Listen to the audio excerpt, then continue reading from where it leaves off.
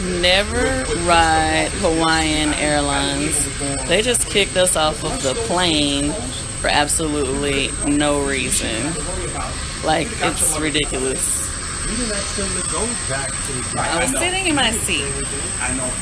Their people came and said that our seat wasn't registering or something. So we took our ticket and walked off the plane. But my ticket had my baggage stub on the back. So when the other guy came and the plane started rolling off, I said, hey, we don't, he never brought us our ticket bag. It has our, baggage claim stub on it.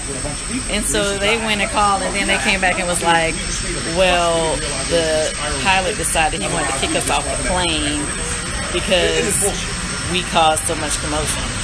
I didn't even say anything. So, never. Delta, this is a problem. We connected.